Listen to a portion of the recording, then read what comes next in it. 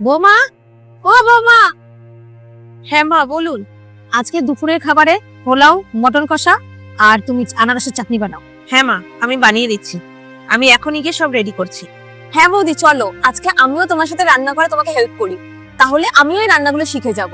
তোমাকে আস্তে আস্তে আমি সব রান্না করা শিখিয়ে দেবো, যাতে শ্বশুর বাড়িতে তোমার কেউ খুদ না ধরতে পারে। আর যাতে এটাও না বলে যে বৌদি কিছু শেখায়নি তোমাকে। না, আমার মেয়ের কিছু শেখার দরকার নেই। আর শোন, তোর যখন যেটা খেতে ইচ্ছে করবে তুই বৌদিকে বলবি, বৌদি বানিয়ে পাঠিয়ে দেবে। তোকে তোর খাওয়া দাওয়া নিয়ে চিন্তা করতে হবে না, তুই বিন্দাস থাক।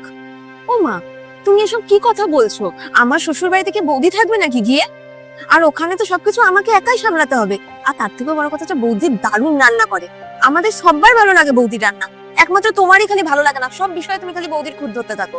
বাহ বাহ বাহ, আজকে তোর মা তোর কাছে এত খারাপ হয়ে গেল আর বৌদি তোর কাছে এত ভালো হয়ে গেল। তোকে ছোটবেলা থেকে এখনো পর্যন্ত তোকে এত ভালোভাবে আমি মানুষ করেছি, আর তুই এখন বৌদির প্রশংসা করছিস? কি বলছো মা তুমি? আমি এরকম ভাবে কিছু বোঝাতে চাইনি। আমি খালি বলছি বৌদি এত ভালো রান্না করে, আর তুমি কোনো কিছুর কদরই করো না। কোনো কাজ তো দূরহস্ত, রান্নার রটুকু আমি জানি না। বৌদি দেখো কি সুন্দর রান্না করে সবার মন জয় করে চলছে।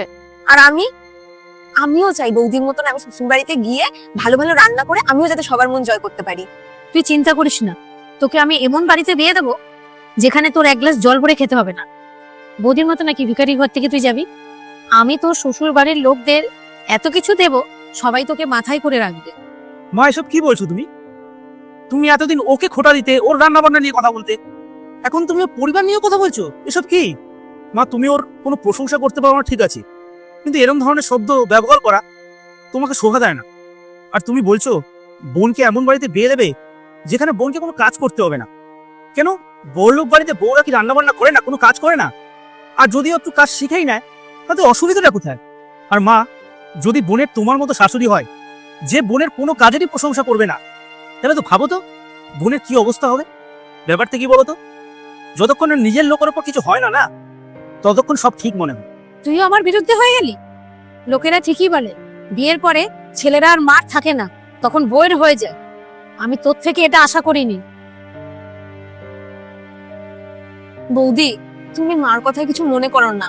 তুমি তো জানো মার স্বভাবটাই এরকম। রিয়া, কিছু মনে করো না, মা নিশ্চয়ই আস্তে আস্তে বুঝতে পারবে। আরে তোমরা এত টেনশন করো না, আমি ঠিক আছি। আমি জানি মা মনের দিক থেকে খুবই ভালো। আসলে তোমরা দুজন আমাকে এত সাপোর্ট করো না, সেই জন্যই মা হয়তো এটা ভালো লাগে। আসলে মা কি ভাবছে জানো, তোমাদের দুজনকে হয়তো মার থেকে আমি দূরে করে দিচ্ছি। আর আমিও কম জেদি না, আমিও ঠিক একদিন মায়ের মন জয় করেই দেখাবো।